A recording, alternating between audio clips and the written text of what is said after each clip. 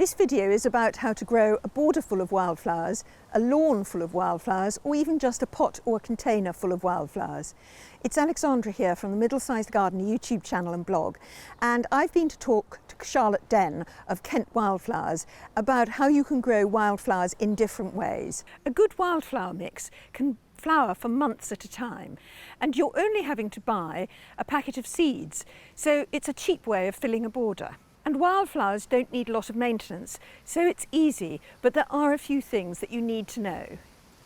This isn't about rewilding, and it's not really about just growing your lawn longer, and I'll put videos about that in the description below. It's about incorporating wildflowers into your garden in pots, in borders or in a meadow, and preferably these should be your native wildflowers. Of course, your native wildflowers may not be the same as my native wildflowers, but the principles around growing wildflowers are very similar across a wide range of climates and zones. And I've actually converted my vegetable beds this year to wildflower growing. We're also visiting a larger garden which has a great sweep of wildflowers in their meadow. Here I have planted 3 different seed mixes, including one from Kent Wildflowers, in the 3 different borders, and I can see that I've made a couple of mistakes. One of them is that I haven't checked whether the wildflower mix was annual or perennial. Annuals grow from seed, flower and die in 1 year, and biennials do it in 2. Perennials live in your garden for 3 years or more, but they do tend to flower later after sowing them from seed. I've got one border from Kent Wildflower seeds, and this is a mix of perennials, annuals and biennials. So it came up to flower about 6 weeks after planting, and some of it will still be growing next year. My second border is from Pictorial Meadows, and it's the classic border, and it's all annuals. So it's all in flower this year, but I will have to replace all of it next year. And the third border is from Boston Seeds, and it's mainly perennials. So very little of it has come up to flower so far, although I'm expecting it to be in full flower next year, or very possibly at the end of this year. Another mistake I made was not to read the instructions properly. All of the companies have good instructions on how to sow the seed, and I was particularly impressed with Kent Wildflower Seeds' information on their website. They tell you how much seed you need to sow per square metre, but I completely ignored that, and a whole packet of seeds went over each of my borders. What that means is that you get too many plants germinating, and the vigorous plants outcompete the plants that are less vigorous. So you may actually miss out on a whole category of plants. And if it's a wildflower seed collection, which is due to flower over different times over a number of months, you may actually miss out on some of your flowering. And the other thing I've done is that when I actually planted the seed, there were some things in the border that I thought were rather pretty and I wanted to keep them. A clump of Phacelia in one border and a clump of Nigella in the other. But of course the Phacelia and the Nigella are over now, and therefore there's a great sort of big gap in the corner of the wildflower borders. I would say if you're planting in a border or a container or a trough, it would be sensible to plant the whole thing rather than try and plant around what's already there. But I'm sure Charlotte can give us some good advice on that. So if we're thinking about introducing wildflowers into our gardens, in say either borders or pots, how would you think we should look at it? So if you've got a scheme, a colour scheme, or you like a particular style of planting, you're looking at native wildflowers in the same way that you would the plants that you already have. So did you choose the plants you already have because you like their texture or their shape? Are they flowering at a certain time of year? One of the great things with wildflowers is you can look at them from a benefit to wildlife perspective. So what are they doing for bees, butterflies, birds, insects, moths as well? So go right back to basics and treat them in the same way that you would your other plants. So you're thinking about things like sun and shade, what colour I want, how tall it's going to be, how does it fit into my scheme, when is it going to flower, those sort of things, rather than just thinking, oh, wildflowers are different. Absolutely. Certainly when I've put my pots together that I have here, I've chosen things like wild carrot. I wanted to bring height to the pot. So I also love the beautiful sort of umbrella flowers that they have. They also attract seed feeding birds, things like goldfinches in the autumn, and I've put the pot right next to my back door, so hopefully I'll be attracting them into our kitchen window. I've been growing 3 borders of seeds, and I just want to ask you some questions about that. My borders often have self-seeded things anyway, so there's things popping up that have seeded themselves. Do you have to weed if you have a wildflower border? Well, what is a weed? I know, it's quite tricky. I would call bindweed a weed, and I have got bindweed in there. And so I have been poking my nose in for bindweed, ground elder, and I was slightly wondering whether things from the dandelion family should be staying there. So what would you advise? Weed if you want those things out? Absolutely. I mean, when you're looking to sow wildflower seeds, if you're starting with a patch of bare soil, rake it over and leave it for a couple of weeks and just see what establishes, what seeds are lying dormant in that seed bed. You can then weed out anything that you don't want. That will also allow the wildflower seeds, as much space and resource as possible to establish. As they do establish, and certainly if you have a mixed meadow, micro meadow in your border, you can then, like you say, be looking for, do I want this in here? I mean, I'm a big advocate for flowers of the dandelion family. They are exceptionally pollen rich for bees. So, but, as gardeners, we're all looking for a particular aesthetic. We've all have a different idea of what we want from our garden. So if there are things that you don't want, certainly weed them out. Things like bindweed, I tend to snip right at the bottom as it's coming out of the ground and let it die off, and then sort of try and unwind it. It can just be easier to get rid of that way. Tell me about growing wildflowers in pots.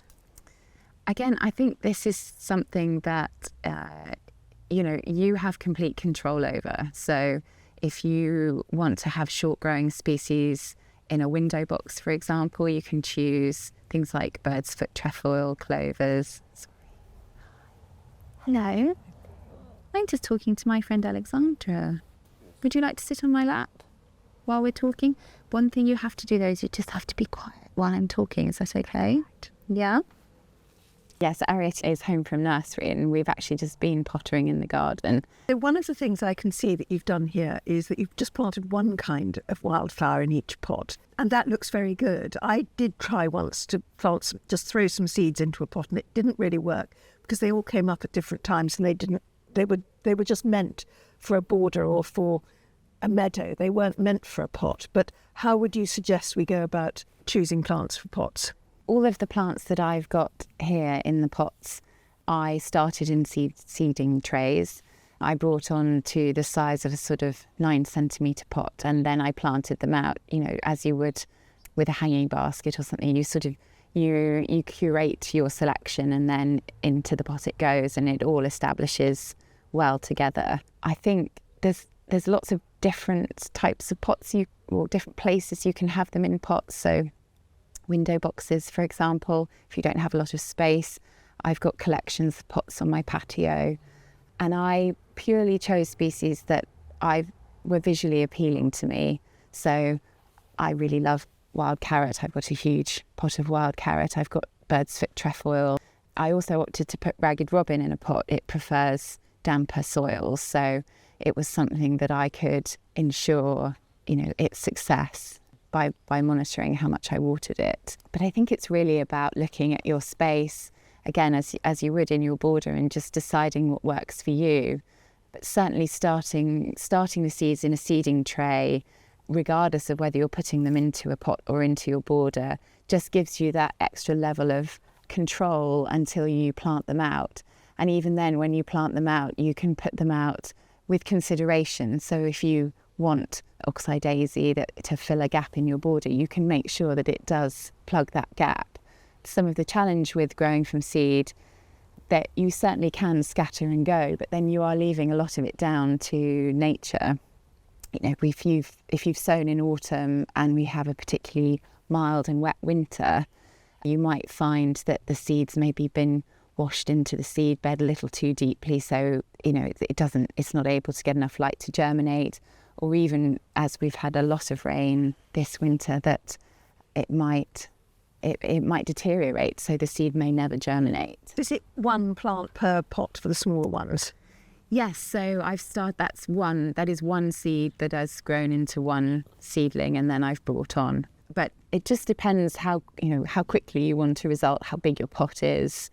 Because, of course, one of the things I'm noticing immediately from these pots is that when you think about wildflowers, you think about flowers, but actually the greenery is really attractive, and it's a big part of the display, and of course presumably lasts longer than the flowers. So that's a really interesting thing to spot. Yes, things like ribwort plantain, clover, salad burnet, which is from the sanguisulva family, they're all basically, certainly down here in the southeast, they're evergreen.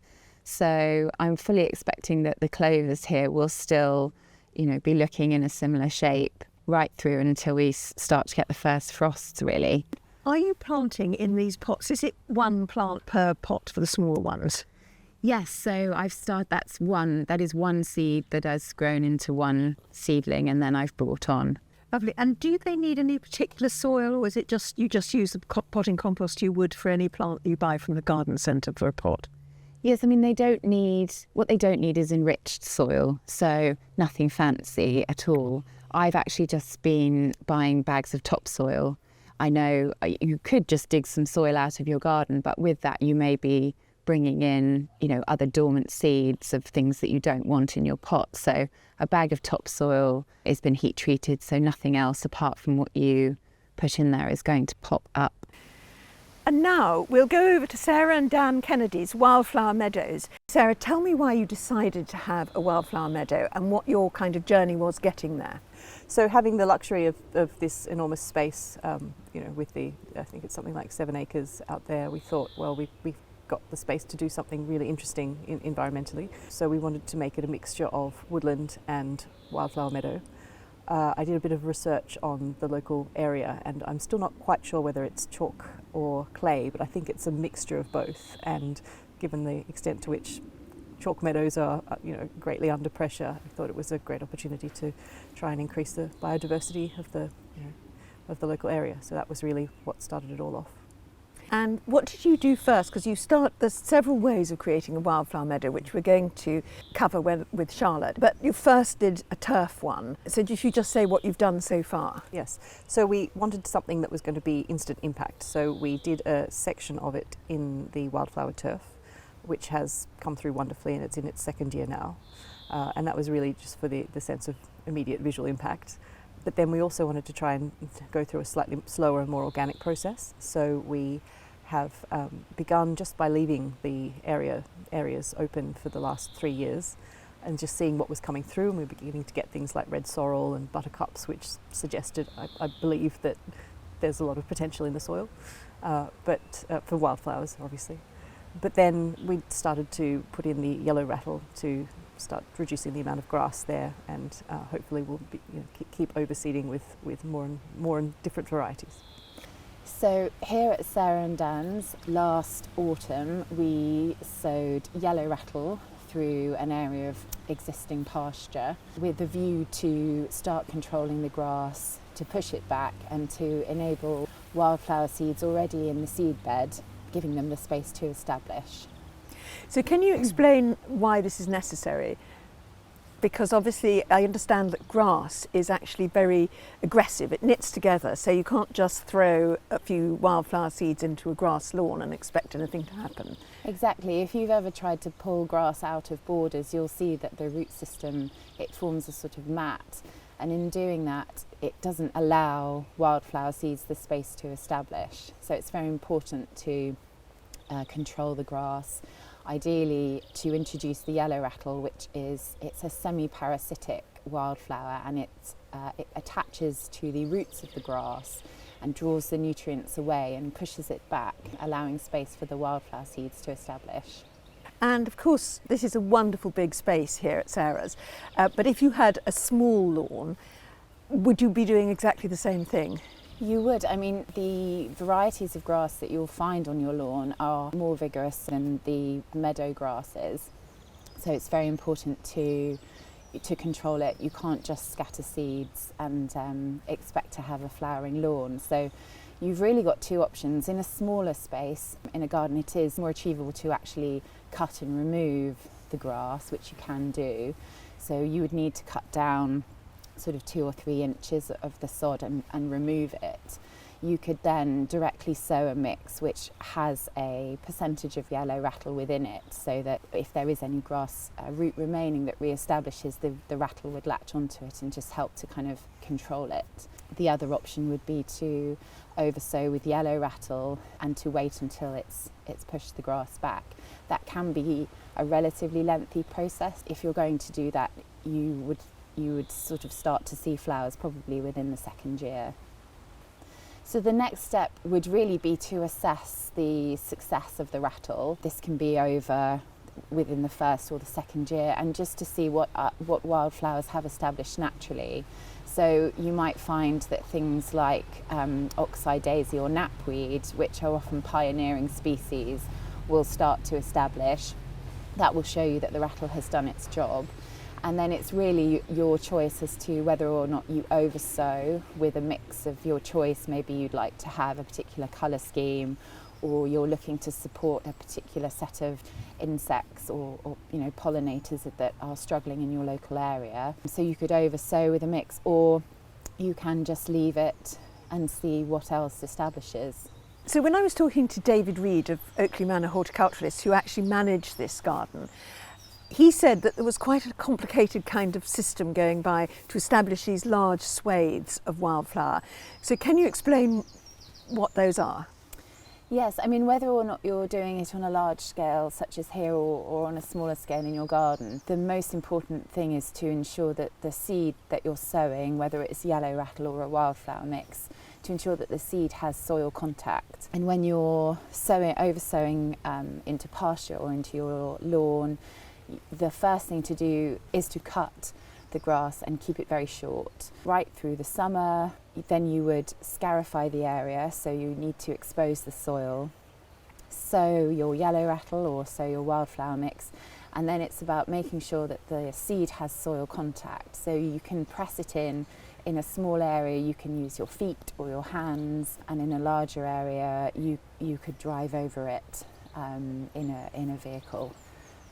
And that just ensures that the seed stays in place. Number one, both in gardens and in meadows, you'll have tiny little foragers, birds and small mammals that might find the seed and have a tasty snack. So the more embedded it is into the soil, the less likely it will suffer from that. But then comes spring, when the ground temperature has risen sufficiently and there's enough moisture in the soil, the seeds will then germinate. If you're thinking of growing wildflowers, the chances are you really want to support wildlife in your garden. So don't miss the next video, 5 easy wildlife garden tips with Joel Ashton. And thank you for watching. Goodbye.